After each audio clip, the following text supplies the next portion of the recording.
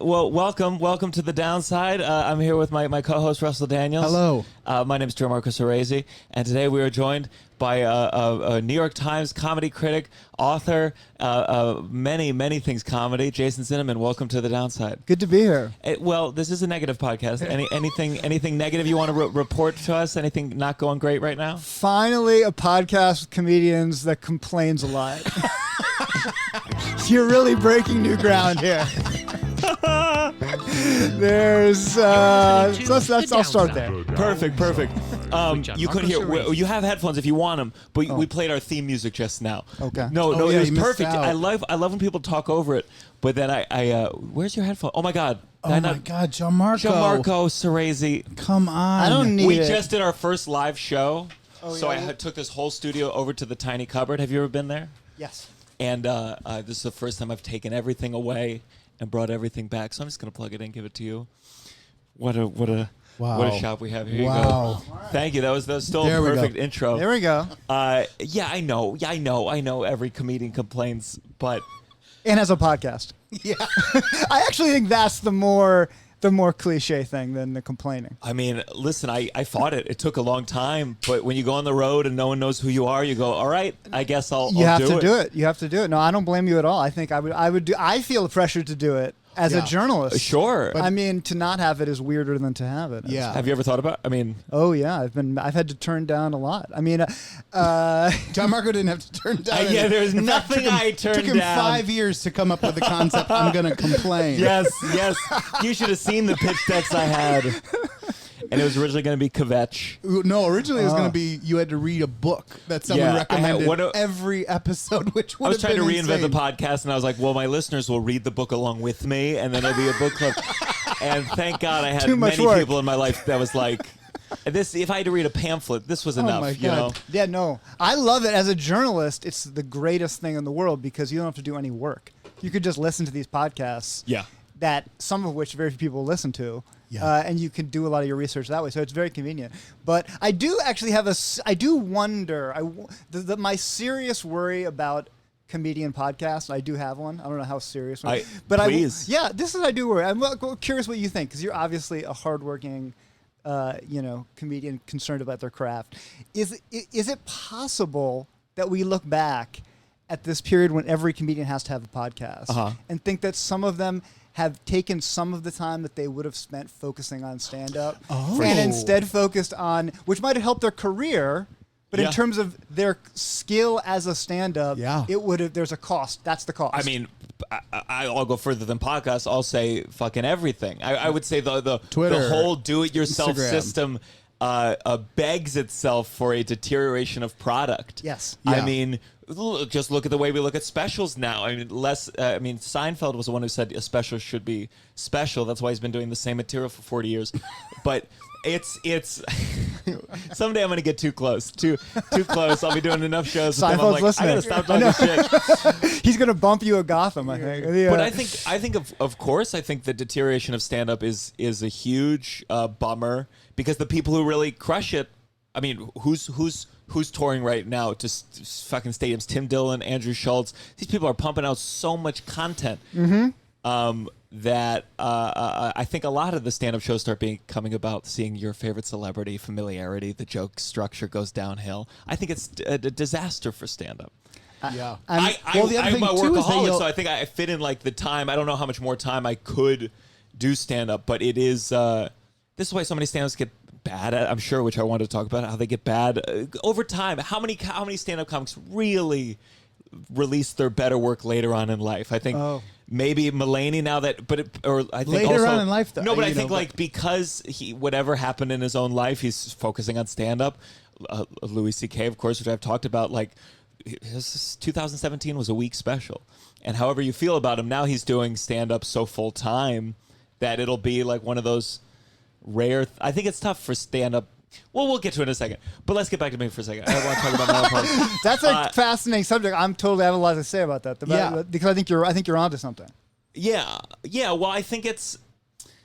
I mean, it's hard. I do the TikTok game. I do the game. You gotta do the game. If you're like, I mean, look, there's no question. This is not a question of whether one should. You gotta, and in every era, they've done the game. The game has changed, right? Yeah. But as you know better than that, the game requires so much non-stand-up stuff now compared to when I started covering stand-up. And what you always heard from, just to say 9 years ago, 10 years ago, is stand-up say, well, you need, 7-8 years in the clubs. Yeah. To get good, right? Every stand-up would say that. That was and they really were committed to this work ethic. Like, if we were to believe them, right? If we were to believe that you had to single-handedly focus on being in the clubs, and then if you got good, and then these people who got in early with a sitcom, they're cheating, right? Okay. Yeah. Now, I think that was not always true for everybody, but I believe that the fundamental of it is true, right? Yeah. That then, if Tim Dillon is making a fortune and making a living off of podcasting, right? Of course he's going to, how could his stand-up not deteriorate? And, I think I've said the same thing to him. And he rationalizes something, some answer. Of course you have to. Yeah. But I guess if you, you could say, who cares about stand-up? Maybe podcasting is more important to him, right? Yeah. But if you care about stand-up, which I do, right? And a lot of people do, then I kind of worry that a lot of the energy is going into podcasting, into TikTok, and other things. And you have to adjust. I mean, I cover TikTok and Instagram and all this stuff in ways that I didn't when I started. I cover when I started writing about stand-up, I made a big point of being like, I cover live comedy. I only am going to write about someone if I see them live. That was an original idea. I think that's a great idea. But don't you think, so my argument to you is that, so right now especially, it feels like comedy clubs in general, and again, they're not all in cahoots together. These comedy clubs aren't like, well, how do we cultivate the craft? But I feel like there was a time where you went to the comedy club because you knew they were going to give you someone who is funny. Yep. Now you go to the comedy club to see the person who's going to be at the comedy club, increasingly so. So most comedy clubs will put up any fucking TikTok who could be very talented on TikTok, but we'll put them up for an hour because they know they're going to sell out, they're going to make a shitload of money, and the stand-up sucks. So don't you feel like if you love the art of stand-up, isn't part of a critic's in the overall formulation of an art and the cultivation of its peak, the critic is the one who says, hey, just so you know, this is shit. Well, this is excellent. Like opera critics, I just think, when I'm no fan of opera, but I'm sure they have kept this very tight line of what is good. And if someone was popular on TikTok and went up at the Met, I'm sure whatever opera critic would tear them a new asshole. That I don't know. I don't know what's your role in the continuation of stand-up continuing to be good and those good ones being supported financially by ticket buyers. Well, I think 2 points. One is I think also part of my job is to be open to new forms and to how the art evolves. So for instance, let's look at it from a different perspective, all right? Bo Burnham's new special, right, is probably the most buzzed about special of post-pandemic, right? Yeah. Inside, okay? Here's a guy who never believed that you have to go to the clubs to work for 8 years. In fact, he started on YouTube, developed a completely different set of skills than everybody else at the time, right? He was the first YouTube star, one of the first YouTube stars. And because of that route that he took, he was able, and you see it in this current special, he was able to make visual jokes using, aspect ratio and cameras, things that most comics have no clue how to use. But when you call it at a certain point, I go yes. Why? You can call it comedy, but a stand-up comic? I call total bullshit to any of this policing what is and was not stand-up comedy. In my mind... Do you see an opera and say this was a great stand-up comedy show? At a certain point, there has to be a delineation. Opera evolves, too. Do you think opera doesn't change? No, but a healthy... I love Bo Burnham's insight, but I wouldn't call it... at a certain point, it's not a comic. Why? You're calling it a musical stand-up comedian. The reason you don't see it, and I think this is a flaw of comics, particularly from your background, perhaps, which is that a lot... people say, he has no jokes. Just because I had a Gatsby, he had no jokes. I don't care about him. Wait a second. A lot of that special has a ton of jokes. It happens to be a lot of the jokes are visual.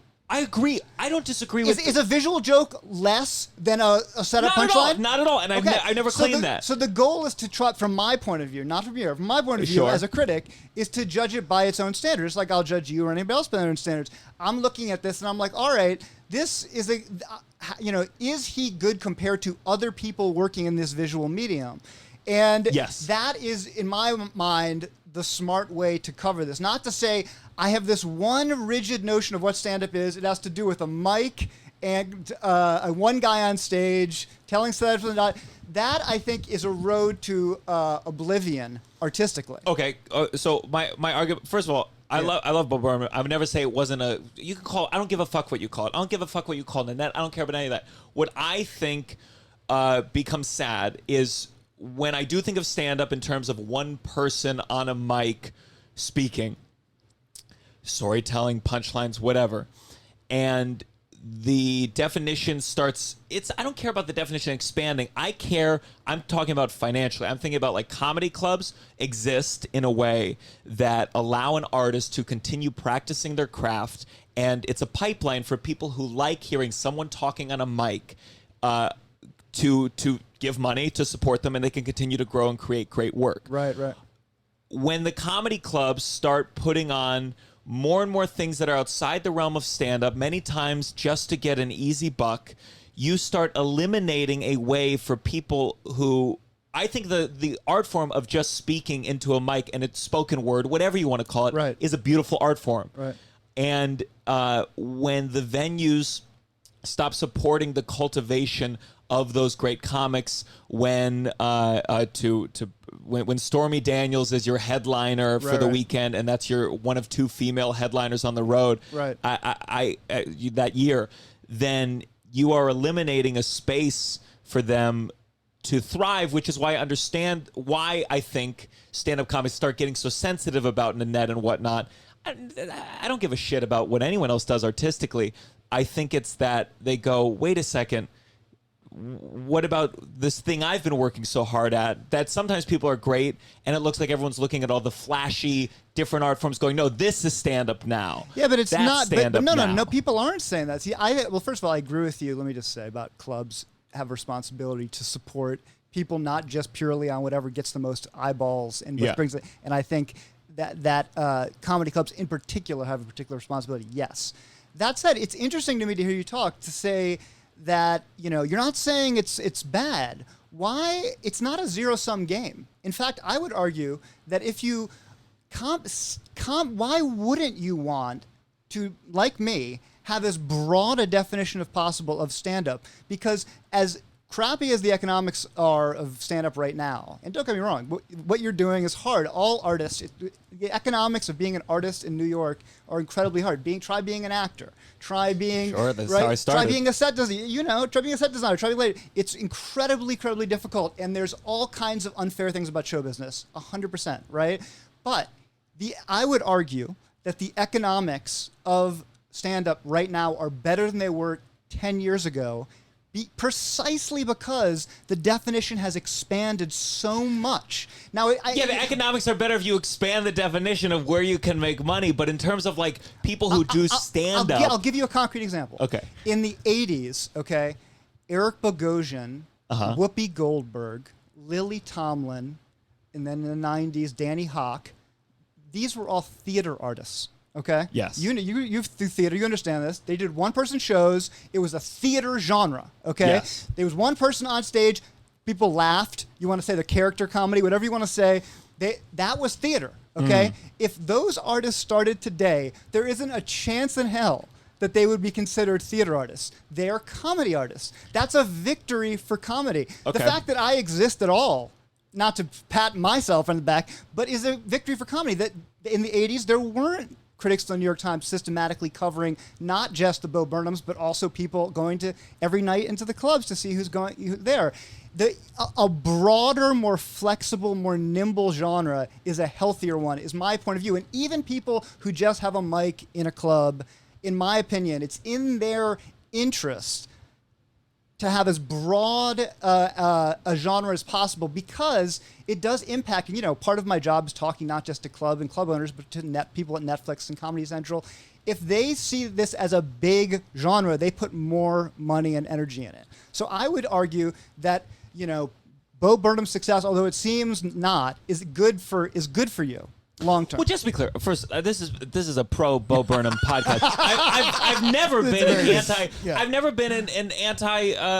You're a theater guy, for God's sake. You should love Bo Burnham. Of course, right. I love Bo Burnham, but I've never been anti Hannah Gadsby. I don't think she's a particularly good stand-up comedian in terms of I'm a very and this is me, my taste. I'm a joke guy. Right. I saw Douglas and I didn't see a lot of great jokes, in my opinion. Right. But I have no problem with that. I just think the reason stand-up comics get really, and I feel like, you know, I want to speak for the comics here. it's that we're treated so shittily. I'll never forget because you wrote a book about David Letterman, and there was this comedy store, this really masturbatory comedy store documentary on Showtime. Oh, yeah. Don't get me started on that. God. If you want to be a downside, I could go on about that thing. There was this one thing about like, Mitzi Shore used to make some of the comics eat her puss to get a spot. Isn't that funny? And I was like, that was that's Mitzi. Not funny at that all. was just Mitzi. That's not funny at all. That's a fucking. We've decided that's sexual a crime. assault. What are you doing? But David Letterman had this moment where he was like, you know, back then we performed for free. No comic would ever perform at a club for free now. And I was like, you are so fucking out of touch. Yeah. You have no idea. And I think like stand-up comedy is routinely but he's right in one respect. He was out of touch back then. He was never much of a stand-up, but it is true that there was a time when no stand-ups got paid. Sure. Zero. Sure. Now it is not insane for a stand-up comic to perform in New York City and get some money. If we go in the reaches of history, we're all doing so much better than we used to. But I think the reason stand-up comics were treated, I think it's just stand-up comedy is so routinely dismissed. It's not thought. Hold on. Financially dismissed. Thought of as like. It's all people use it as Compared to what? Compared to a coal miner? I mean, what are you talking about? Compared to someone in modern dance. Talk about not the arts, we're going to lose bad. Let's talk about the arts. Compared to a doctor. I don't think there's a single genre of artist who is in this room right now wouldn't be rolling their fucking eyes at you. If you're in dance, if you're in off-Broadway theater, if you're opera, there's something. How often do you see opera on the front page of the New York Times? How often do you see people paying big money for opera artists? Yeah, there's not a lot of lower level opera. I think classical music. I think musicians are more often paid than comedians. Pop music? Are you serious? Ever since Napster, the economic model for pop music has fallen apart. Sure. I mean, I would argue that the only, and this is, I'm not sure I believe this, but I've been thinking about this a lot lately because I was looking back over the last 20 years. The only genre of art that could make an argument that has gotten sturdier because of the internet is stand-up comedy. That in the late 90s, you literally couldn't make a living in stand-up unless you had a sitcom. Everybody knew that. There was no special. The idea that you would have a career in making specials didn't exist. Yeah. This is such a new, entitled idea that we should suddenly... I think it's very bold of you to accuse a stand-up comedy. Here's what it is. As someone who loves the art of stand-up comedy, I think it's every genre of art, you could go, the best doesn't automatically rise to the top. There's lots of but I think here's my argument is that in stand-up comedy, I think it's even more of a mix of excellence and mediocrity. Yeah. Brutal mediocrity rising to the top. And I don't know. I think you can make that though with every art. Most art. I mean, look at music, look at actors. I feel like there's tons of people in Do you every think opera has done it? Painting a famous meritocracy. Only the best painters. I mean, painting itself is a joke. I think. I can't believe I'm bringing up opera because I hate opera, but I'm like, I do poetry think slams. They're only the best poetry slam artists get rewarded. The world is unfair. The show business is particularly unfair. Yeah, that's always been true. You're right on that. I feel you because you're in it. You're not wrong that the mediocrity is rewarded in stand-up right now. For sure, and there's some of the reasons that you point out are 100% true, But you think all art forms are treated poorly equally, and I don't think that's true. As someone who is an actor, I think acting stand-up better. Stand-up's what I'm saying to you. Out of your mind, stand-up's better. I know. I will show you because you look at a much higher. I'm in the sewers with the comics. You'll never write in your articles. That's where you get the legit. That's not true. Shelf life. Here's an example. Okay, I am the comedy critic for the New York Times. Yes. Okay, I only write twice a month. Okay. There are thousands of specials that come out. Maybe many hundreds of specials that come out. Okay. Most of them come out on that get covered on major platforms, right? Netflix, Comedy Central, etc. Right. Yeah. If you look at any other art form, right? Look at what the New York Times covers, right? If you're opera, you're at the Met, right? It's not some guy who put out their own opera out al fresco. Are you guys opera right? singer on Times Square. This guy's saying. Now I did not review Shelf Life. Okay, but I watched it and liked it. Okay, That's now wait, I'm not trying. I wish you had said something. Well, there I just did. He's doing that. But you're not entitled to. Or everybody's not entitled to a review from the New York Times. The vast majority don't get reviewed, and I take that responsibility very seriously. Figuring out who to cover, who not to. And it is true, one of your early points, which I want to agree with, because I feel like this is more contentious than I want to sound, but is that one of the tricky things is that when people start out, they aren't that good. And then when they get really famous and they're doing 50 other things, their quality declines. As a generalization, that's true. Yes. And so often the people who are the best at their art in stand-up are people who are actually in the middle. Right? Yes. They're Agreed. And it is true. I think this is a fair critique of the press, including myself, that we tend to cover the hot new thing, the newsworthy thing, which is something different. We definitely have a bias towards the new and the different. It's in the newspaper, right? And fame, right? There's no question that my readership wants to read what Chris Rock's up to, right? If it's good, bad, whatever. Sure, I know it's between Shelf Life and Pete Davidson's new special, and you said, well, I did. I gave Pete Davidson a bad review. You did? A negative review, but I did review it. Now, you could say, oh, I don't have to review Pete Davidson. Why should I do it, right? Which is a totally legit. In fact, I wish, here's a good downside thing. I feel like the criticisms of critics are so, particularly of by artists, are typically pretty bad, right? Like there's a lot of good criticism. This is a really good criticism of me. And I'm sensitive to it, and I think I fail sometimes more than not. I wish I didn't live in a world where I covered Pete Davidson and gave him a bad review, rather than there's other people who did whose stuff is better. But I will be honest. So go ahead. I had a question about that, though. Yeah. Is that all solely on you, or is there sometimes I would imagine there has to be pressure from people to be like, you should cover this certain thing. Like, how much of that plays into it? I mean, not that I'm trying to get you to be like, no, I'm not. I'm going to take 100% responsibility, but that's because I've been doing this for a while and I know what people want, and I know. And my job, as I see it, the people I write for fundamentally are my audience. Yeah. And that's the readers, right? That's something where comics have in common with it. Ultimately, that's your primary. It's not my only audience, but it's my primary audience. And among other things, they're interested in people like famous people, big name people, right? And so there is this balance to strike between covering who my reader wants to read about and who is the most artistically worthy people. Yeah. And it does take more work on a pitch level to convince my editors to cover the people they haven't heard about. I'm feeling this right now because I have I'm like, all right, here are 4 people you haven't heard of, but you have to justify that. Pete Davidson, it's Pete Davidson. Well, can I ask, because that's how it operates. It's not like someone says you have to review Pete Davidson. But that's how it is real. It is a real thing. I was surprised at the negative review because, and maybe this is true, tell me, when an art form does not have a lot of critics, or like stand-up, it's not movies. Right. Or theater, that a lot of times criticism, it feels like there's a lot of just rah-rah comedy.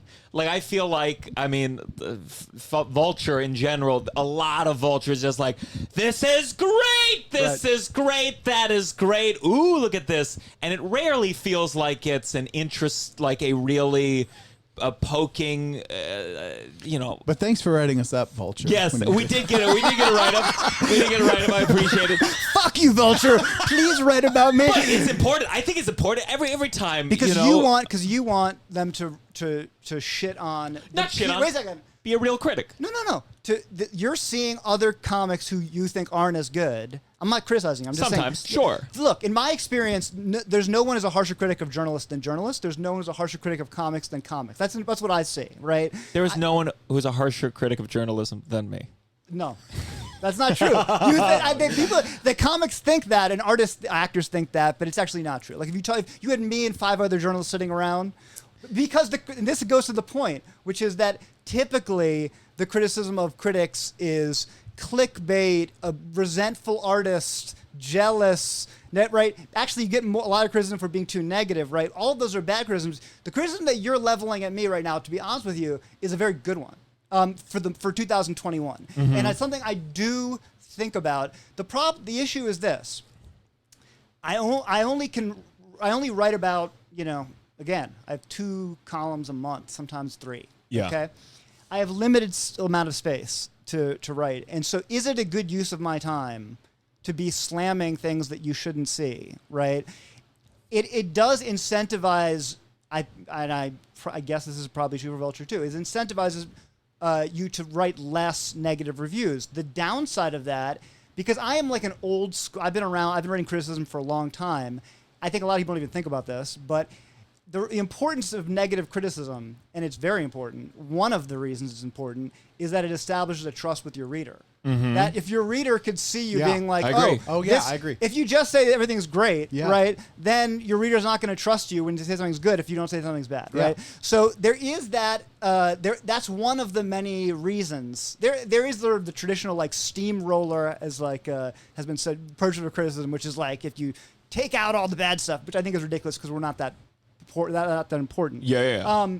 But I do think that and maybe this is why your podcast is actually necessary and not so. Yeah, there you go. There you go. You've been waiting for this. You've been waiting. Necessary podcast. The New York Times says unnecessary podcast. Oh no! I've been taken out of context way worse than that.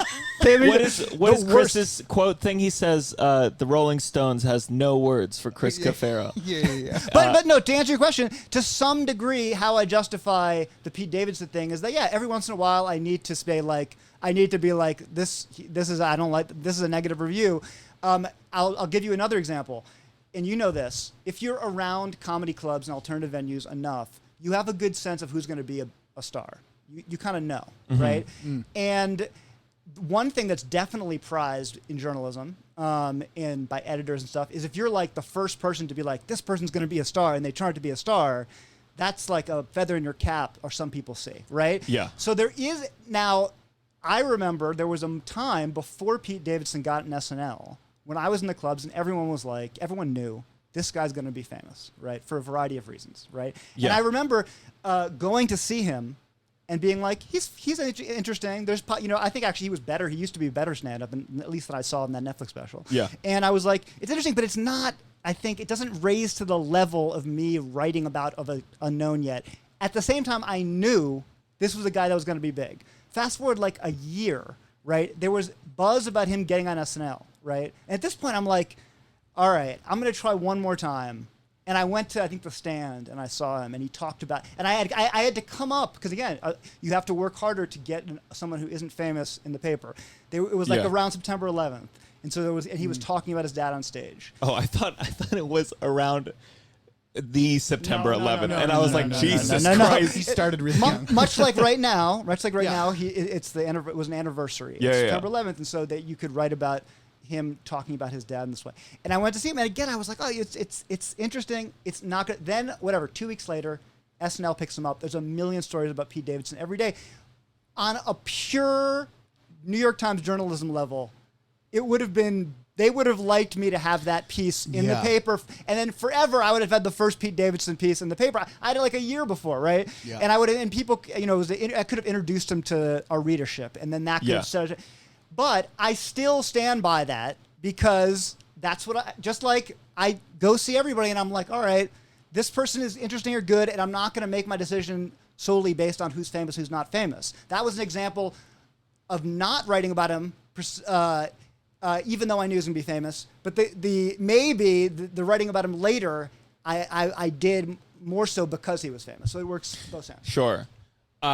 There's one article that one thing I admired was your review of when Louis C.K. started touring again, because I thought it was like, again, and this is like the inverse of this, like where puff pieces, like it felt like any review of it at this point, it's just like, well, this is a bad person and we should just be expressing how bad this all is. Yeah. And it's like, okay, but if you're going to write about the thing that's happening in the world, it's kind of like if you're going to go cover a war, you got to talk about it. And I thought like yours had, one or two lines of, I know this is complicated, but it was a really, when you wrote that, because ultimately, like, you're writing reviews, but you're also a means of drumming up PR. Anything you write is going to be a pull quote, and anything you write about is going to bring people to the fact that he is touring. Maybe they didn't know about it until they saw it in the New York Times. Like, when you wrote that, or when you thought about reviewing that, what do you think your responsibility is? That had to have been tough. It's funny you bring it up, because it's probably the hardest piece I wrote that year. Yeah. By far. And it got the most interesting feedback. I mean, it got both like harshly criticized, which I expect, but I also got like some of the like most effusive praise for that piece from sources that I was surprised by. I'm not talking about like comedians, I'm talking about like in the world of journalism. That was an interesting period, because how do you, I'm a critic who focuses on the art, right?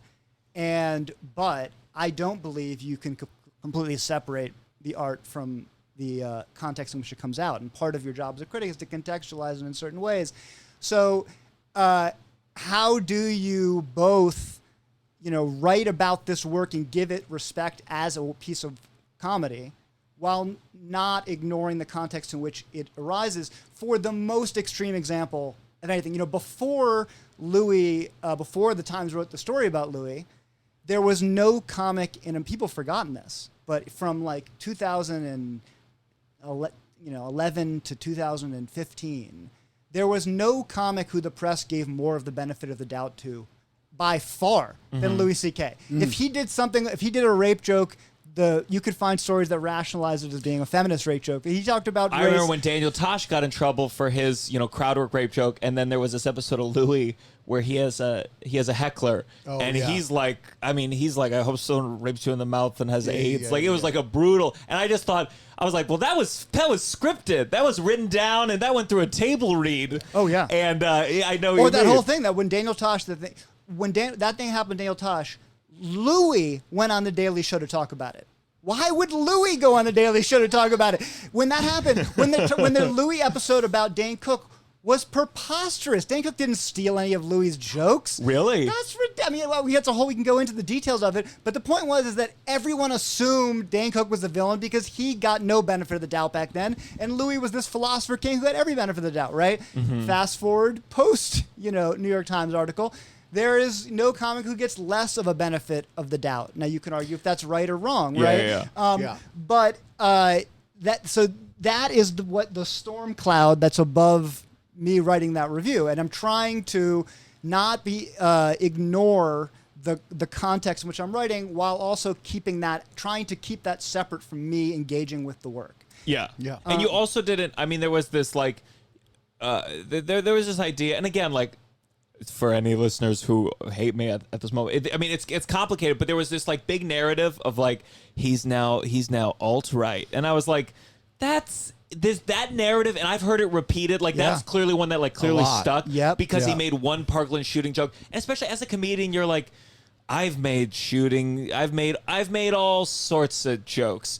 And that like one means that he was like pivoting to the alt-right, if you know or familiar with his work, is an insane thing to say. I'll take it even farther than that, which is to say that when you actually look at Louis' life right now, right, the amount of pressure to not become an alt-right. Yeah. Like, can you imagine how easy it would be? Like, if I was course. Louis C.K., you're never going to get back your old audience. Of Period, course. right? But there's this whole other audience right now, which has grown up in the wake, that's dying to love. Like, how much would Joe Rogan love to have Louis C.K. on his podcast? I'm sure he's begged. Yeah. How much would that entire audience, how much would Tim Dillon's audience love to be, all Louis would have to do, like, to do one of those things, right? He hasn't, I would argue he's worked very carefully to not court that while still doing what he sees is what he always did, which always was this kind of, towing the line of transgression. That, which I think what get lost is that, of course, and you know this, but a lot of people who know Louis now only for, sexual misconduct don't, is that his work was always pushing that line. I mean, I was just watching his SNL monologue about pedophilia. Yeah. There's never going to be another like the SNL monologue, national television, that's that dangerous. I think my general frustration with the way we react to society is we pretend that we weren't like participants in that material. It's the same. Like it's the same. I've always thought with the R. Kelly thing. I'm like, we were joking about this, and like that doesn't mean this person shouldn't be punished. But no one looks in the mirror and goes, you had him on all your playlists. Right. And you watched the Dave Chappelle sketch about it and laughed and laughed and laughed. But then the question is, what should you, like, I agree with you 100%, but I don't think the answer is, like, to never reevaluate, right? No, of your course reaction. not. But I think, like, when people do the alt-right thing, it's because they want to create a narrative of, like, this is the nexus of evil over here, and I never was. It's just this creating a world that's cleaner than it is. Totally. No, the portrait of, I mean, I saw recently that Louis showed up on a podcast. Yeah. The Joe List and Renan Hirschberg's podcast. Renan Hirschberg, and he was talking about movies. And I was like, he could be on, think of the podcast he could be on, right? And the podcast he chose to be on, which couldn't be more under the radar, right, is to talk about Paul Thomas Anderson in this. And he was like very interesting. Like I was like, I'd like to hear him talk about Paul Thomas Anderson for a half hour, like more than I want to hear him talk about, a lot of things. So I agree with you that it is one of the peculiar challenges of being a critic in this moment, that now you have this whole class of people, right, who some of whom are finished, some of whom are sort of like quasi shamed, quasi not. I mean, there's someone I'm looking into right now, it falls into that category where it's like, all right, how do you be fair to this person while also not ignoring what they did and the discussion around them? And let me say also, I am a critic, but I'm also a reporter, and I also am part of the New York Times coverage of this stuff. So I'm like, I am to a lot of things that aren't obvious to people who are reading. Like, all right, this is like a piece of criticism, and this is a piece of reporting, and those distinctions do matter to me. Do you feel like that was kind of both, that piece, a mix of criticism? No, that piece I saw as criticism, but there were other things that we did around that time which were more reporting, like when he returned for the first time. That that was my byline's not on there, but that was, and there's others. Even the original piece was something that that is part of the job, is being like, all right, there is a way to cover Louis as a news story, and there's a way to cover him as a critic, and it's important to not to have like firm, sharp lines, but in my mind, it's helpful to have some of these distinctions. Well, we look forward to whatever the Bill Cosby piece is someday. So let me just check it real quick. So again, those of you here, this is The Downside. This is a very special kind of episode. We went right into the theorizing about comedy. But if you're a fan, check out the Patreon. It's patreon.com/downside. Bonus episodes, ad-free episodes, lots of extra goodies. This has been. We're still doing more. I'm not ending the podcast. I was just doing a little thing. But Russell, you're good. I'm good. I know. Congrats on the Texas abortion ban. I know you were really rooting for that one. A fun little game. His cat's name is Louis. Speaking of, it's true. Oh, I told him. I said you got to put him down. I had that for a That's long not good. time. In that period of 2011, 2015, where we were all Louis Katz. You're a big Louis Katz fan. I am a big Louis fan. So we we went to the same high school, which is a Did you? That's which is something I every PR person I've paid thousands to. I said, just so you know, when you reach out to Jason Zinoman, mention that we went to the same high school. So you grew up in DC, That's true. Yes. and now your mom was an actor. No, it was she started a theater, And which was the Studio Arena? studio theater. Studio. Year I was born. And the studio, I'm pretty sure, is she still around? Yep. Is she still running it? No, she's now she's retired and still runs an acting conservatory, acting school. Out of studio? No, she just finished building a new acting school, like a new physical space, like literally like a week ago. Like In DC? Wow. Yeah, and she passed along to somebody else, so she's retired. I see. But she still teaches acting. I took some classes at studio theater, great theater. It's one of the reasons I think I like really finally gave up on theater was I had an audition, then a callback for Hand of God. It was the premiere at the studio theater. And it was like it was like I've been in acting conservatories. I was an actor, full on actor, and I was like, oh, this is finally a script that's good. I've been doing horrible plays that either I wrote or someone else wrote, and I was like, finally a script I can stick. And I went to a puppet coach. I got a puppet. I was talking. I don't think we knew each other. I was talking. If you talked to me, I'd answer the door with the puppet. Daniel Day-Lewis, this role, and then I went in and. Again, they could have been lying to my agent, but they just said, and I should have known, too tall to play this high school kid. Interesting. They just told my agent he's too tall, and I remember that moment being like, no, I can't do this anymore. I was so. It was one of those where I'm like, this is mine. I will destroy this part. It's mine. And then the feedback is too tall. I said, you know what? This is no life for an artist. I'm keeping the puppet. Welcome to being an actor. It's fucking brutal. Brutal. I mean, that's the thing. When you say, like, that's the thing. I do almost feel like I have to stick up for acting, because I covered theater for 10 years. You don't have to stick up for acting. I'm here. No. Let me tell you what happened after that. I booked a General Electric commercial and made 6 figures doing fucking nothing. So, yeah, it wasn't too bad. No, well, if you sell out. No, I'm just saying. I'm just messing with you. But yeah, acting is the fact that you could, too tall is crazy. Yeah. And you would have. And they didn't say that at the initial. Again, I mean, talk about casting calls. Auditions. I mean, casting calls are anything worse than a casting, like being in a group of like 20 people who look like you. I was talking about with my reps recently because everything's on tape now. Yeah. And you don't even know if they see it, number one. But if the union had power, it would be auditions 2 pages max, because they give you, again, for this play thing, it was 3 scenes. Right. Yeah. Puppet. But imagine this. You study, you go to Juilliard, you work for 10 years, you get good at acting, then you get up for a big part on a show on Showtime or something, and they cast a fucking stand-up comic because he's got a social media following. You know how often that happens these days? Yeah. Why tell stand-up comics who shit on actors or actors who become comedians all the time? I'm like, you are dreaming of the day that you will sink a sitcom with your shitty 2D performance on a sound stage. It used to be rapper. You heard actors complaining about rappers. Now it's comics. I used to do a bit. It became dated too fast. Where Aziz Ansari's show, where he cast his parents to play his parents, and I'm like, that's so cool. Unless you're, I don't know, a middle-aged Indian actor being like, holy shit, one of the 3 roles I got to audition for this year, and you gave it to your actual fucking parents.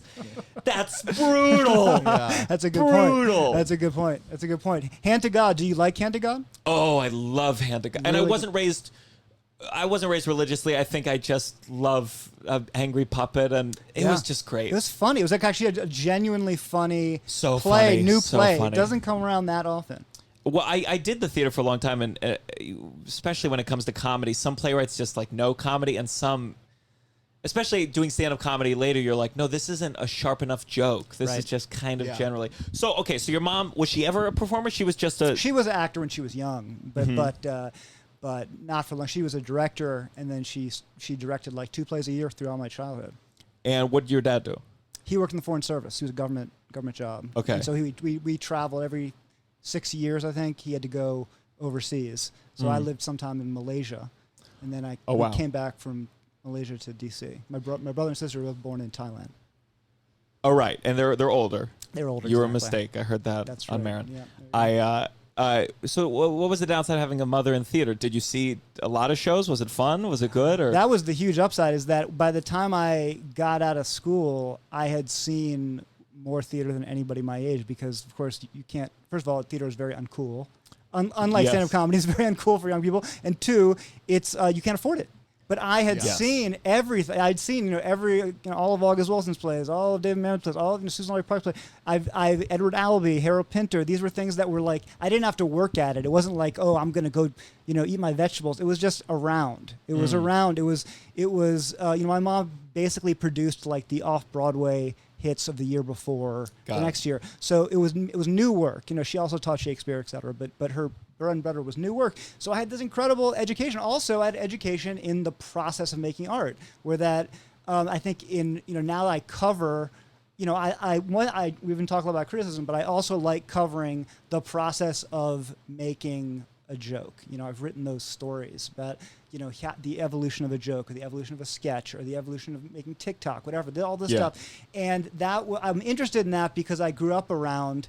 All right, I'm blocking this play, and I'm struggling with where to move these people. Yeah. And I remember my mom had her set designer would build a little model set, and she would use like sometimes my little toy soldiers to move around, where to move things. And so I didn't think anything of it at the time, but in retrospect, I was very, very lucky and privileged to have this education, which I didn't, which by the time I got out of school, I didn't want to write about theater. But it ended up coming towards me because I was better qualified. As a very young journalist, arts journalist, I was way more qualified than I was to write about film at like age 23. Did theater have a good run? Did it ever have any points that was scary? You thought things were? Was it pretty successful throughout? No, it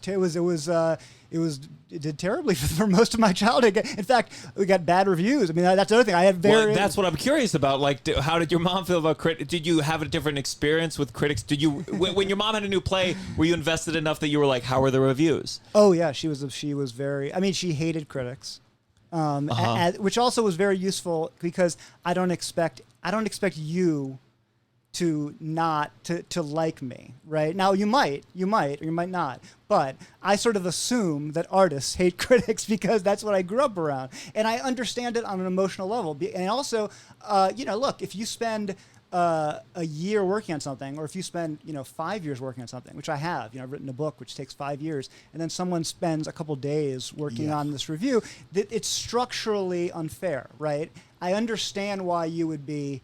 I understand the anger that people have over bad reviews. You're saying, how come you don't write? Most people get really viciously angry about bad reviews. Of course, my mom loved when it was a good review of her play, which made no sense, right? She never, I'll give you, because I've talked about this before, but I'll give you a piece of advice that once you've been being a critic for long enough, when people compliment you on a positive review you wrote about them, you don't believe it.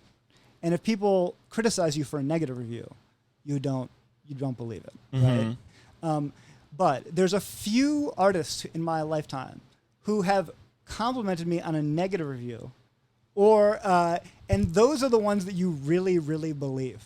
Those are the ones where you're like, oh wow, like if I was like to a manager, I'd be like, do that, because if you actually, because you never forget those people. Well, what is it? Because you were on Mark Maron's podcast, which, if you were covering a war, like if he releases something, you've reviewed Mark Maron many times. You've grown up with him, seen him grow. If he came out and did a special and it fucking sucked, right? Are you gonna write that review that says this was bad? This guy, you have a cell number, I'm sure. I've done it many. I panned my last apartment. The guy who lived down the hall from me. Not only did I pan his play. Oh my god! But I walked out of the play, and I wrote not a review, but I was a very young critic, but like a review about the ethics of walking out. Oh. If you cover theater in this city, it's different than covering other forms. You meet the people, and for many years I didn't have this situation where I write 2 times a month. I covered everything off Broadway, everything Broadway, right? So you had to write negative. You had to write. Whatever you liked it or didn't, you had to write about it. So you end up, of course, and you see everybody. They all live in the city. They all go to they eat at the same restaurants. They go to when you're covering theater, I've had people. I remember there's a composer I called once was reporting on something, and I was like, "Is blah blah blah there?" And he started reciting the lead of my review, which was a pan. He's like a well-known composer, and he's like, "That is that is taped on my wall," and I was like, "Okay, I get it. Can I ask? I understand where you're coming from. I have a question or two." And he's like, "Yeah, totally. Ask me why." And he was like, and it was great. Like I have a lot of, it was, but that is not an unusual situation. So to answer your question, no problem writing about. That's part of the job is to be.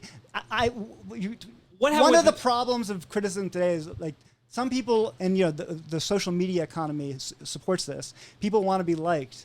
This is not a good job for someone who wants to be liked. Yes. This is not that it is a difference between comedy and criticism. Well, tell me this neighbor story really quick. So you were living in the apartment. Did you know it was your neighbor whose show you were seeing?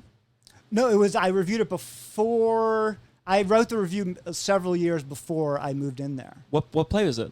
Oh, it was in the Fringe Festival, which when I was young, I had to cover. I did the Fringe. You did the Fringe, This play started at the Fringe Festival, less than 50%. Okay, so I know those reviews, especially in the Fringe. We made it to the Fringe Encores, which at that point was nothing.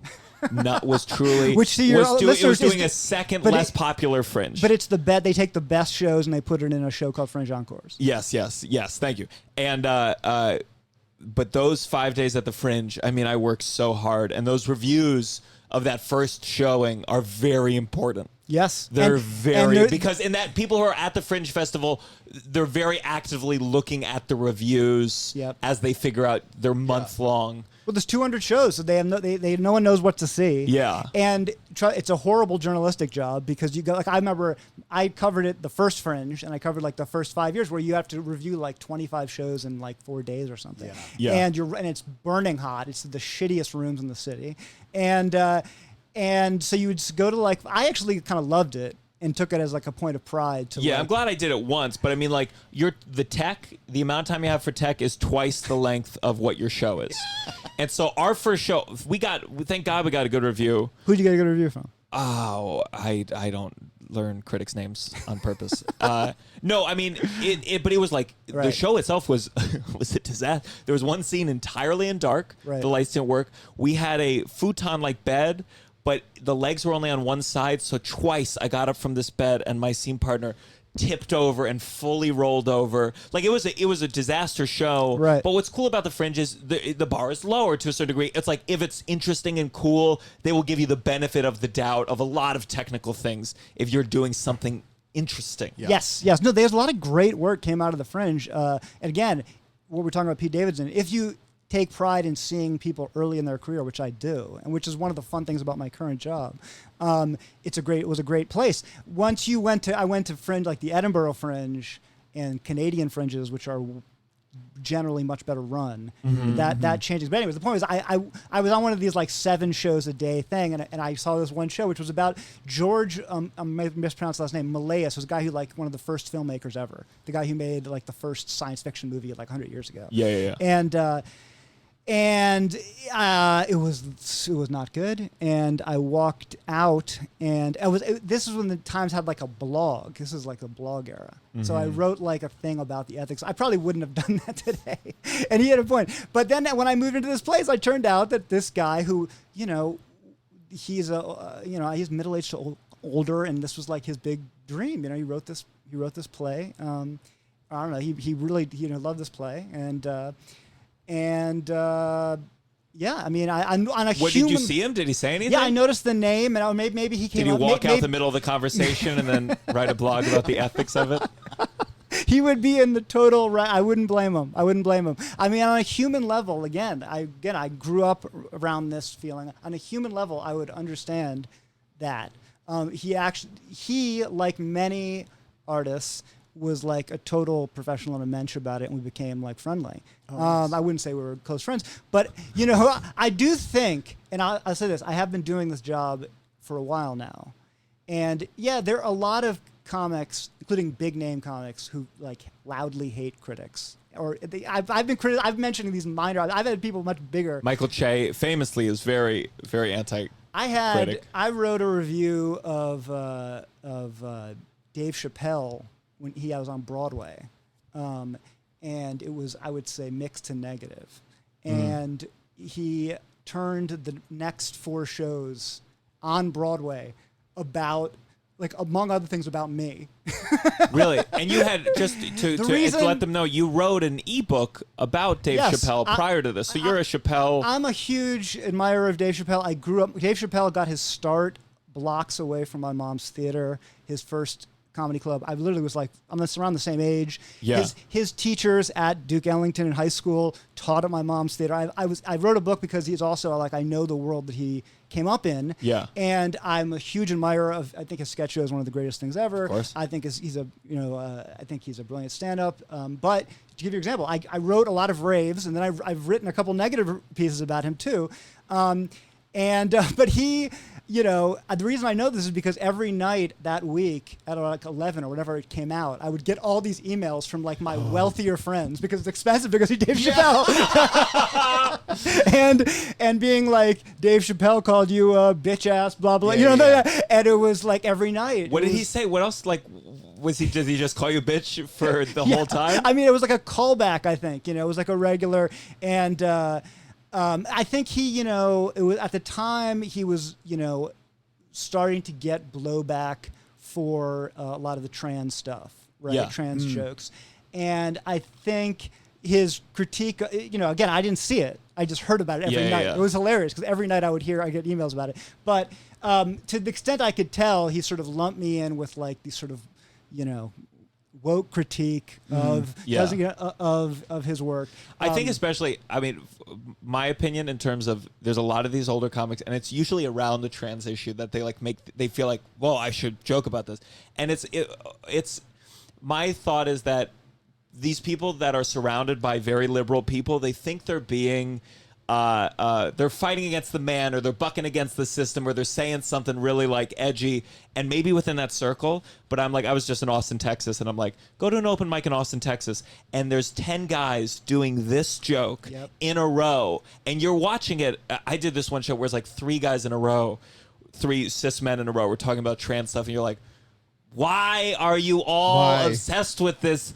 There's not even a trans person in the current room right now, and you're all talking about it because it's spicy, or that you can get it easy. And I think at that higher level, I imagine when you have a lot of money, you're with people who, I imagine, generally trans allies are not talking shit about trans people, so you think you're being... And so I totally get when comedians are like... It's this very... I think it's one of the struggles right now with like being kind of an edgy comic is... There was a time when George Carlin talked against the Catholic Church, and people were like, ooh, you shouldn't say that. But it's like, the Catholic Church did deserve to be shat on, and they were in power. Right. They were in power. Right. Go for it. Right. But now, like, sometimes what is edgy, I hate the term punching up and punching down. It just gets so overexploited. But there's this thing of, like, yeah, it's edgy, but you're also, like, making fun of people who, in general, are suffering. Right. It's harder to be... Well, there's also just the artistic way, which is that, as you said, if everyone's making these same "I'm going to identify as a tomato" jokes, it's hack. It's the new airplane food jokes, like the cancel airplane food trans issues of the new airplane food I would jokes. say more broadly, like I will say this, like if I'm watching a stand-up special and somebody mentions cancel culture, I am not going to write about it. Like unless that's something it's the standard for how good it's got to be gets much higher, not because of a political reason, although I have opinions on that, right? But it's just the most hack thing. That is the airplane food of our time, which is talking about cancel culture. I mean, I remember, there still are comics who think that is a new angle. It's just not. Mm-hmm. It's a really, really old, tired angle. So it doesn't mean you can never joke about it, or you can never find a new angle. It's just the level of difficulty is way higher. Cancel culture is also just my money. It's just not specific. Like I think there's certainly oversized reactions to certain things, fueled by social media and the Twitter algorithm. There's of course interesting examples everywhere, right. But cancel culture is a broad thing. It's it's almost like kind of complaining about cause and effect. Yes. It says like cause and effect. Jesus, some of these effects are really big for small cause. And it's like, okay, well, let's get a little more specific. Right. Yeah, but even just the phrase, you're like, you hear it and your brain is like, I can't. Like, it's boring. And you've heard it from every side, every fucking side. Yeah. I think actually comics are starting to change, except for like the people whose money comes directly. Yeah. Like if you're in the Joe Rogan universe, I don't think you can afford to give that up. No, it was really interesting though, because Shane Gillis was on Joe Rogan, and Shane was so much more at peace with like his whole story than Joe was. But the thing I think about is like it's a paranoia. I think of it's usually white people and white male comics. There's a paranoia of, everything's going to disappear. And so like Joe Rogan will talk about cancel culture and you constantly go like, what are you talking about? You are the #1 podcast. But it's this paranoia. It's almost like go see a therapist to talk about like paranoia and anxiety. But I have a darker view of it, and I think we have to adjust how we talk about it. I don't think it's just paranoia. I think it's cynicism. I think it's the equivalent of doing like sex jokes in the 50s or whatever. You're gonna get attention. It's cheap. It's now a way to make money. Like that's the reason. Now they don't all. Some people genuinely believe what they're saying about language and but there is now unquestionably money to be made through playing to caricaturing left-wing young people. And there's just like a career, you can make huge careers on it. And I think we need to almost think about it the way that we used to think about people who sell out by doing doing like something corporate or doing a commercial thing. It's like, you have to do it sometimes. You got to do your GM, whatever it is. Like, I'm not like a purist on this. You got to make money, right? But that's not your deep, chances are that's probably not what's in your soul. Like and again, that is a cynical view. And probably doesn't cover everybody because some people really do, maybe it is. Well, there's plenty of critiques to be made. I do think it's tough. I do think there is a certain degree of like in the liberal sphere, a sort of ousting if you don't, there can be an ousting of like, you are not part of this. And I'm like, well, there's lots of jokes to be made about you. Yeah. Like one of the reasons I think like Tim Dillon, if you talk to any comedian, even the most liberal comedians, will be like, he's very fun. He's very funny. And part of it is like he really comes at a very nihilistic stance that allows him to really attack some angles I would never attack. And plenty of times I'm like, fuck you. Or like, what is this? Or like when he complained about the Lil Nas X music video, I was like, I was like, get the fuck out of here. You played Meghan McCain talking about wanting to fuck her dad's corpse. Shut the fuck up about Lil Nas X. The interesting thing about Tim is Tim was never, he never passed the cellar. He was an alt guy. Yeah. Right? He was an alt. I remember, he is very nostalgic about the Big Terrific in way, like he was not part of this like cellar crew of guys, right? And that does give him a little bit more of an outsider perspective on some of these, we're talking like the Rogan sort of line. But it seems to me that also the dominance of the culture war debate in comedy offers up these huge opportunities that some people have figured out. Like for instance, Gary Goldman, all right, like. He is around the same age. He's maybe a few years older than me. He's a Jewish guy. He's gone through. He was on Letterman. He got, the same background that a lot of people who are complaining about cancel culture. I have no idea if he actually deeply believes that like his defense of snowflakes and millennial culture, okay, or like I think he does probably, but put that aside, okay. The fact that his last special builds such a big chunk around this position. I was watching, I was like, I have not seen this point of view in the Comedy Cellar before. Just from a purely like, why wouldn't you take advantage and argue the opposite point of view? Yeah, it was great. I think ultimately the problem is with all these debates is like, I think the bigger problem is internet algorithms that encourage a massive pile-on I think that's the problem. I don't care if some people think that my generation is snowflakes or other people who think it's not, but it's more just like we see these wild consequences in front of us, people who get thrown to the wolves, people who are ousted. That's the problem. You're right. It's these internet that's the issue. That's the financial. Consequences not matching action. And that's a financial they're built to incentivize that kind of outrage, you know, and that's where they make the money. That's true, and that's the engagement. But all I'm saying is that what's interesting is now what's happened from like a few years is that people figured out ways to make money attacking woke culture, and now I think people are starting to realize, oh, now that that's become hack, there's actually all these new running rooms, and comedians are so entrepreneurial and creative and finding new ways to be an outsider. I mean, that's the thing. It's like Larry David has still figuring out ways to make being like a rich LA guy, famous guy, still seem like you're an outsider, right? Comedians are splitting. It was this season, the splitting of the private plane. Oh, yeah. There was this scene that, you know, he does it so well where you're like, oh, I can relate to this in splitting like an Uber. Yeah, but it was a private plane. Yeah. And that's what he does so well. It's incredible. It's incredible. And there's a lesson there, right? It's like, this should be the least relatable human being. He has nothing in common. And you see it with, you know, his daughter, the reaction to her, like the hate when sort of the tide turned against her, it got so vicious. But you know, that's because she's young and it's new and it's, you know, it's very tricky to navigate. You know, there's no question about it.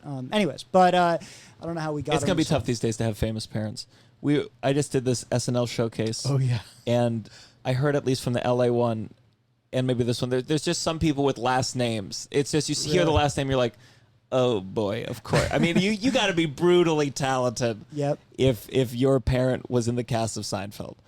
I didn't see this person, so I'm not talking shit. But I just know, I'm not talking shit because I don't even know the person. I don't even know the person. No, I get it. Yeah. I mean, talk about unfair showbiz stuff. I mean, now. Yeah, I have mixed feelings because there's also this thing where like.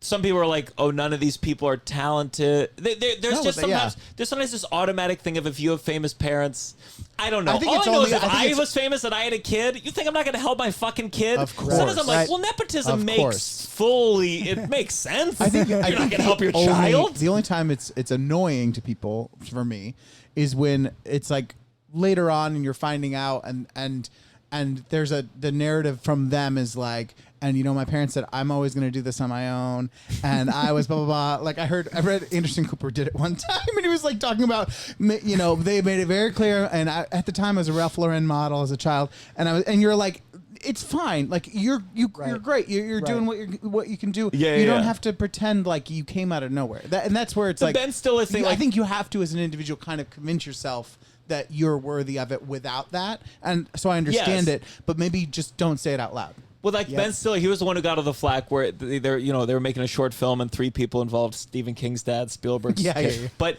like Ben Stiller, Spielberg's daughters, they're getting it now. Yeah, but Ben Stiller, like he did the thing, and I get the reaction where he's like, people were like freaking out about this short film that didn't matter. Yeah, and Ben Stiller was like, hey, you know, they're good people, and people were like, fuck you, Ben Stiller. Fuck you.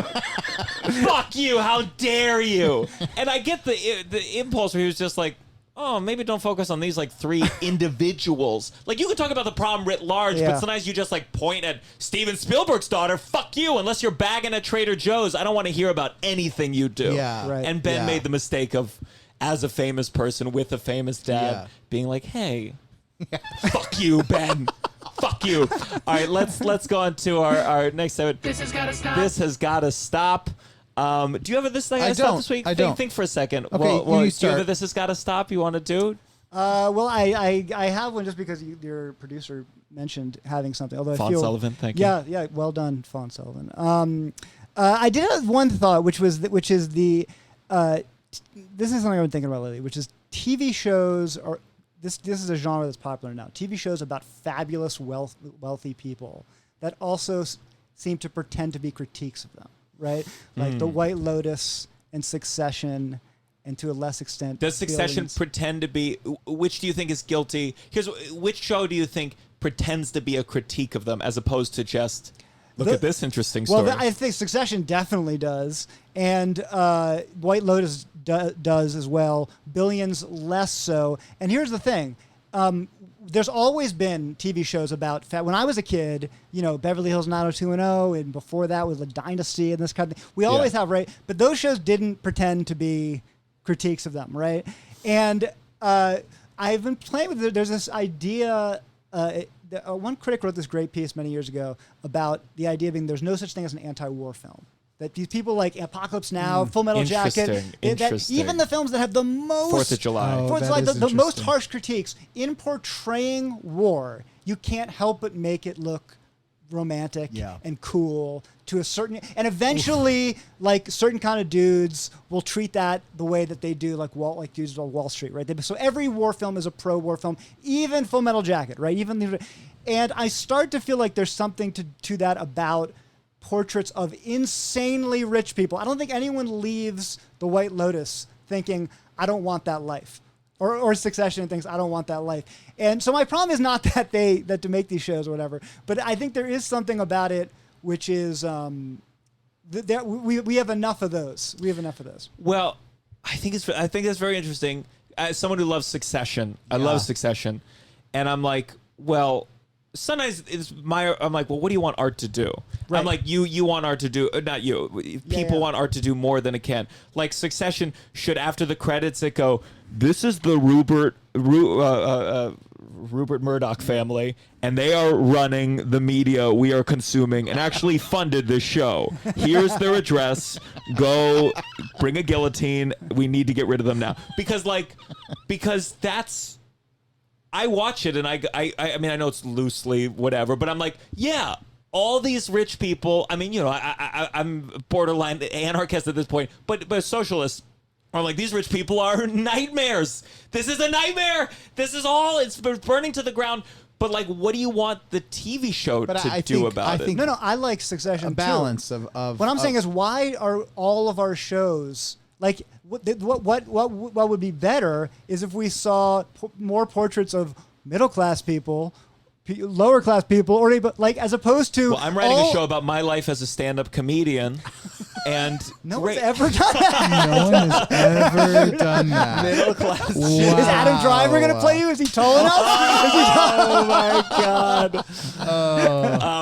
Yeah, I understand. I'm not saying. I'm saying, look, I want to see everybody. But right now, there's no question there's a disproportionate amount of portraits of the 0.1% of the 1%. And to me, the interesting question, why is that? I like the truth is I like all those shows to different levels. Even I like, in some ways I like Billions the best, even though I don't think it's like the writing's as great as Succession. But I think it's interesting that if you look at the way the press covers it, it's like a biting critique. I was like, no, I think people have always had this thing of like vicarious thrill about watching rich people. It's just that now you can't put Dynasty on anymore, where it's like overtly romanticizing the soap opera of rich people. I mean, unless Gossip Girl is that, I don't watch it. But now you have to have this veneer of critique, which feels to me a pretty thin one. Yeah, it's. I remember one moment I loved. I think it was the pilot where.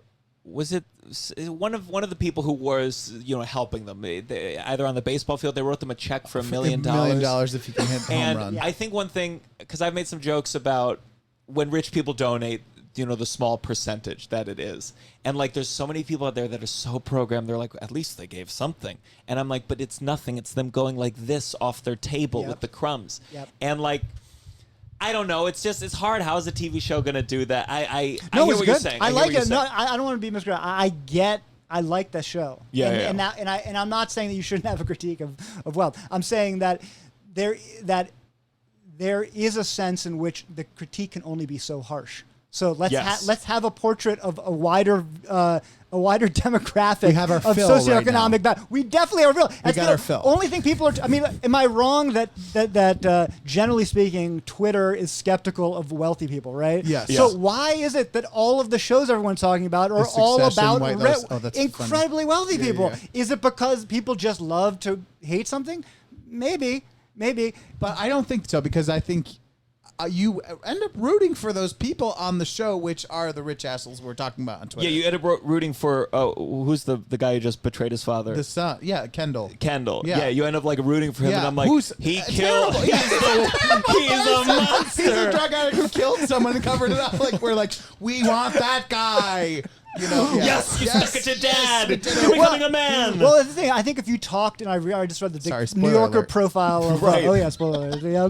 But yeah, the guy who made Succession clearly thinks, and I'm all for not speaking down to your audience. And he's like, look, he'd probably be like, obviously, I don't want you to like this guy, and I don't want to beat you over the head with it, right? And I respect the fuck out of that. I don't want shows to, I want them to treat me like someone who actually is paying attention and has a level of sophistication. But I also want them to be aware that, like, maybe it's impossible to not romanticize Wall Street hotshots if they're the center of the story. Or I think maybe make it more like I like The Social Network because, inaccurate or not, it made me go, Mark Zuckerberg's a dick. Like it gave you it talked about a real person, and I want to see visually more ways that maybe Jeff Bezos isn't the best. Right. Because then people might associate I don't know if that's the way to do it, but I just think Bezos is so good at he lands and he wears his cowboy hat and you're like, oh, this cool space cowboy. And it's have a show that makes you go, no, he sucks. The way to do it, I think if more shows were as good as Succession, we'd be fine. But I'm of the generation of The Wire is the greatest show, blah blah blah. Uh-huh. But the way The Wire does it is it shows you the human impact. Yeah.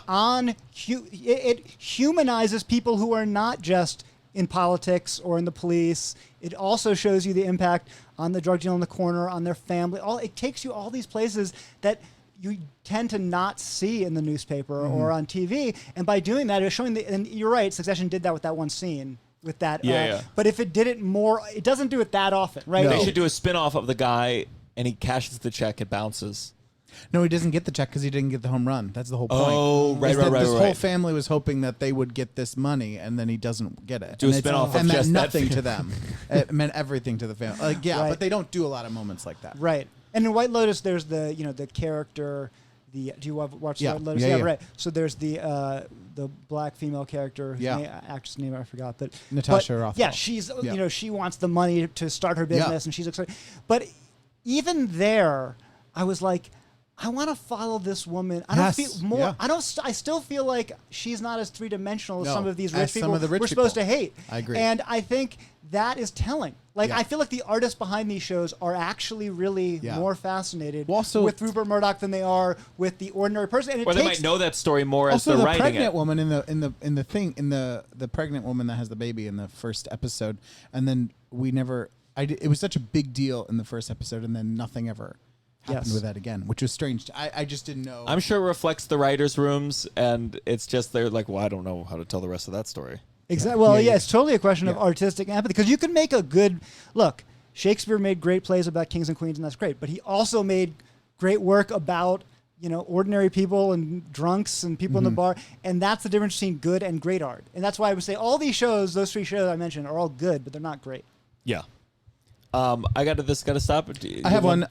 It's quick. This has got to stop. You changing the format of this thing, because usually when we have a guest, I don't do this has got to stop. I do it on the Patreon episodes, and then I show up here in front of an important guest, and you are like, oh, where's your this has got to stop? And I haven't done one in months. For this format, so this has got to stop. I keep a list on my phone. I'm ready to go when I'm going to have to do one. You stop me anytime on the street. This has got to stop. I got one. You got to start telling me what to do. You're right. You're right, Russell. Okay. Well, that was very good. This has got to stop. Fawn Sullivan should have written you. I know. No. Throw her under the bus. Not put this on fun. Not as fun. Got to stop. All right, this has got to stop, and I feel like it's just related, because I know it's not necessarily something you pick. There's a lot of lists, whether it be in Time Out. You worked at Time Out for a little? I did. So Time Out, New York Times, we're on a sketch team. Yeah. And, the coming up, there's always, you want to be in the 10 things to do this weekend. Right. And having worked with PR people, I'm like, this is so driven, generally, by PR people. They are rarely, you correct me if I'm wrong, word of mouth. There's a lot of these lists I remember being on the Fringe, all these Fringe lists of, shows you don't want to miss. I'm like, Right. really? No one's seen it yet. And I'm on 5 of these lists. And it's because I paid Right. someone money to write the person and they have a relationship. Yes. And also the whole hiring PR, that industry is brutal. The amount of money some of these people take from young artists. Yeah, it's interesting. It's an interesting conversation about comedy because I feel like it's a new thing.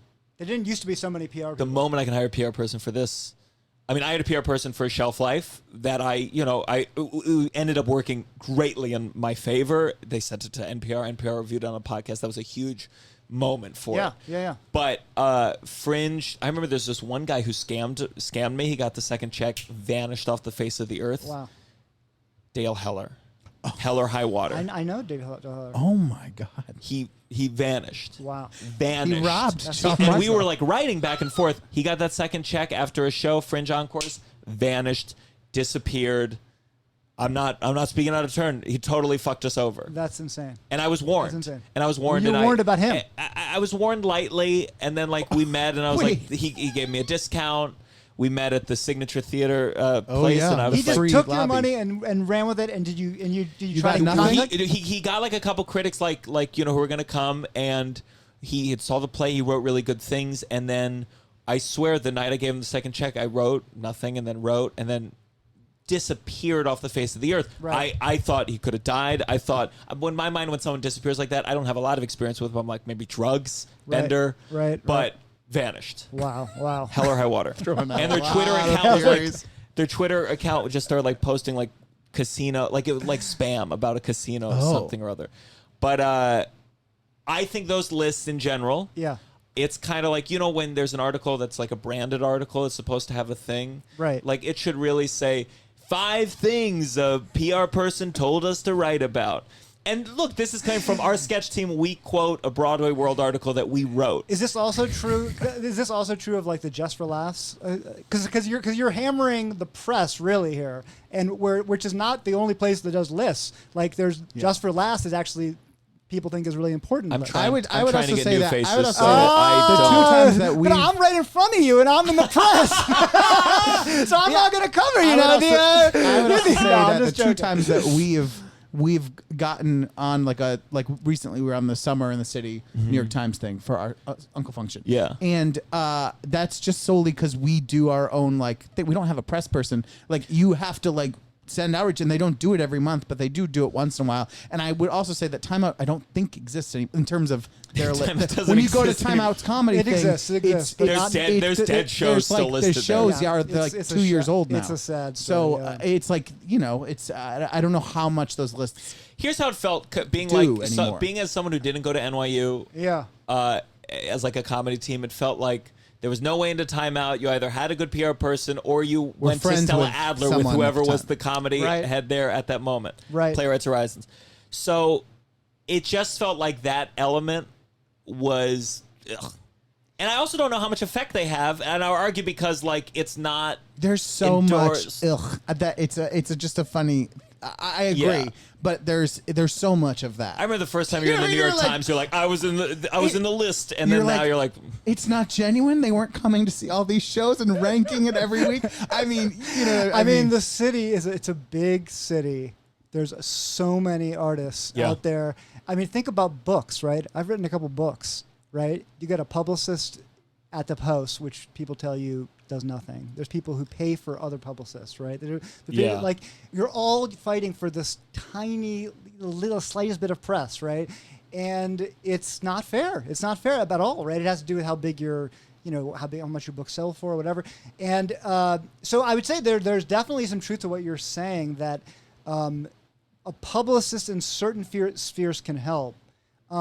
It is interesting though because it doesn't you from your point of view it's you got your publicist and you get it, and it's funny because from my point of view as someone who's fascinated by the world of publicists, I could talk about it forever. And Sweet Smell of Success is one of my favorite movies of all time. Have you seen it? Yeah. Okay, that was a time when publicists were really, really powerful, right? Yeah. They could change the and then you have the period when I started in magazines, which was the 90s, when you had these LA publicists who really were insanely popular, Tom Cruise's publicist, which would dictate what would be on the cover of Vanity Fair.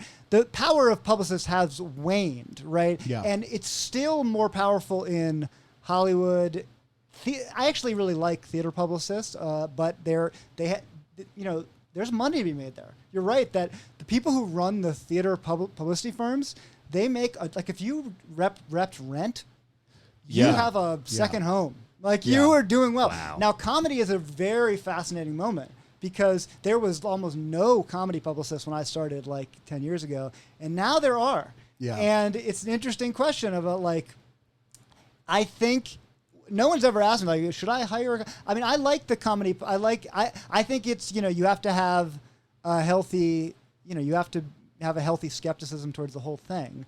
Yeah. And I am lucky and privileged in that I am able to spend a lot of time seeing. I don't write about anybody because the publicist tells me. Like, and I don't write about someone who I haven't seen, right? And I'm able to have the time to do it because it's the benefit of only writing a couple times a month, right? Yeah. But there's a lot of people, those people who make those lists, who've got to pump out a lot more stuff, and there's no way they can be all over the city. They might have to depend on a publicist more, and that money could be well spent. And for And for the record, my wife is a publicist. Oh, but not an entertainment publicist. I actually love a news publicist. I love but it's just funny seeing her day to day because you're like being in the news. You're like, if her story isn't about one of the travesties happening that day, it's very hard. And their clients will be like, "Why are we getting thing?" And you're like, "The world is underwater and like blah blah." So it's just a very interesting thing because it's different. It's not an entertainment, but it is interesting to see her day-to-day experience. Who does she work for? Rubenstein, and that's a huge one. Yeah, they're huge. So she's like a big deal. Yeah. And does she like her job? She does. She has had to pick up more actual like. She kind of before was someone who matched reporters with people at Rubenstein, kind of a matchmaker sort of thing. But now she's having to take more like clients in addition to that role just because of they've been busy and So she's taking new clients. Not you. She's not in entertainment.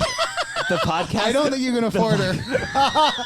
Not a Rubenstein. Not a Rubenstein. She's thrown us a couple bones. She's throwing us where she can throw the bones. Yep. I have a lot of respect for good publicists. Yeah. It's actually a really hard job, and the people who do it well are like great for their clients and for the form. Yes. Like they actually are really, there's all sorts of ways there's like to view them, but in comedy we're still like in the prehistoric era with that stuff. I don't know, but I think it's like I think a lot of the theater it's interesting that you had Dale Heller because I think the theater publicists should go into comedy.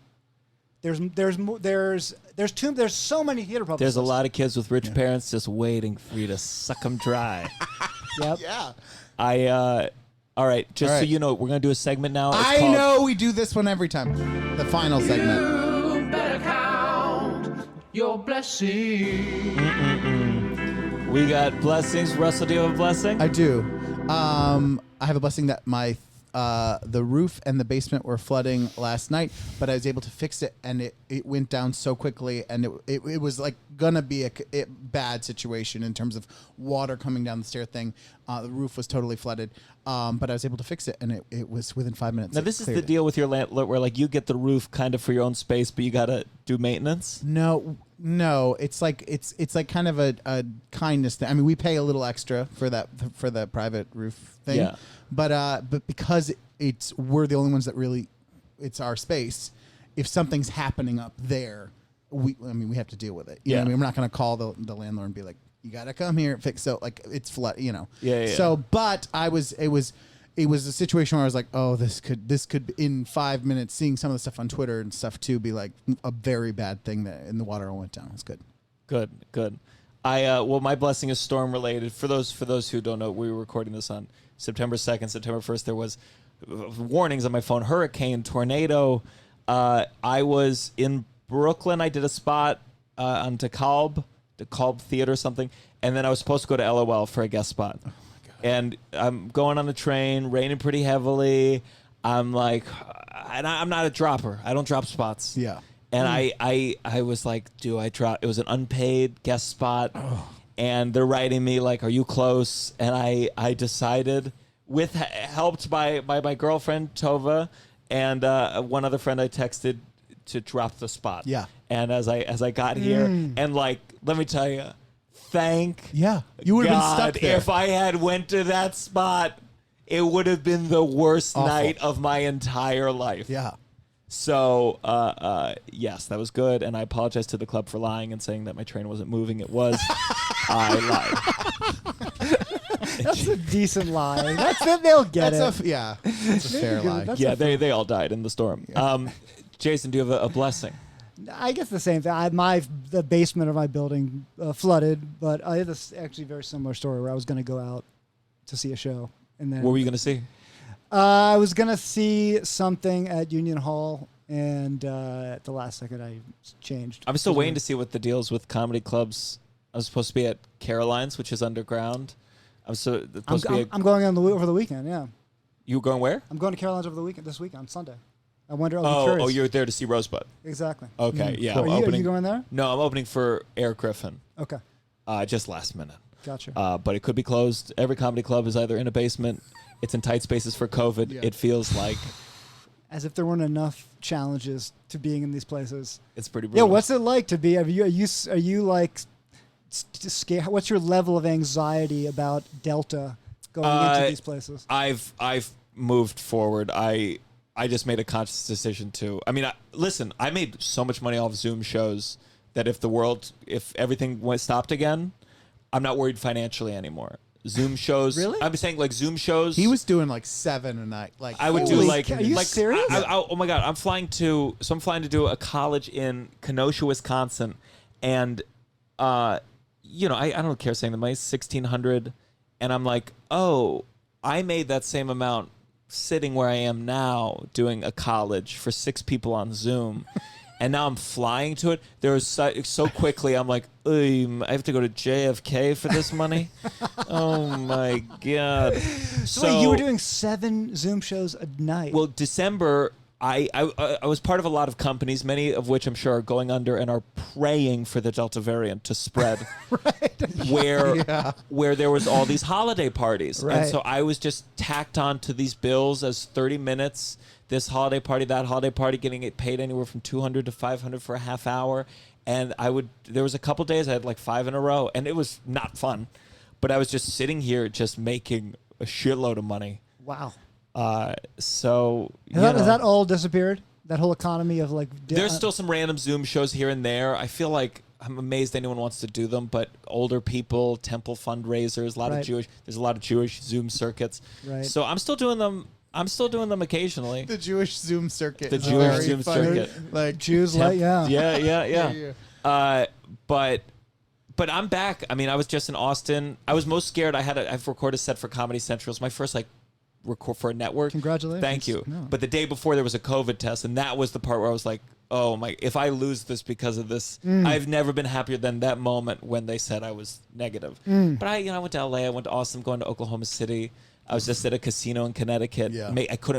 I was making some vaccine jokes about get the vaccine, and I lost the audience because Really? it was that many people not Oh my God. vaccinated. But Wow. we're pro-vaccine despite your we're gonna belief go on shows. a limb. So anything you need to plug? Where's Uncle Function? But I don't know when this is coming out. It might be after.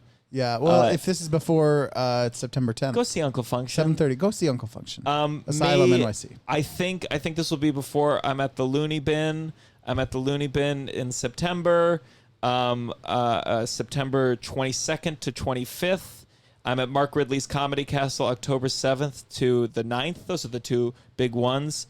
And I'm headlining this will be after that. Well, I headlined the Albany Funny Bone, and it went great.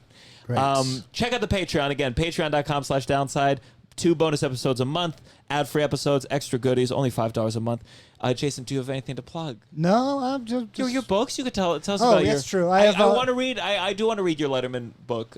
I wrote a biography of David Letterman called Letterman, the Last Giant of Late Night, and then I wrote a book, which actually the 10-year anniversary of this book called Shock Value about 1970s horror, which has had like a good long life, is coming up, and I'm writing something about that, about like what's happened since. But so You should there's go on that Zach Amico's. Do you know Zach Amico? No. He has a show. It's on... what is it called? It's not...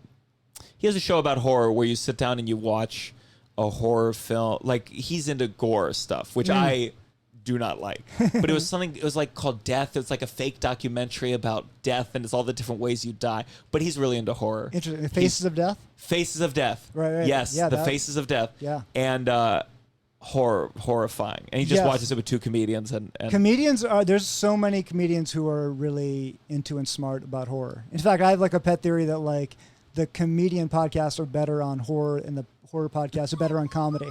Like because there's a lot of comedy podcasts about horror, and there's a fine line.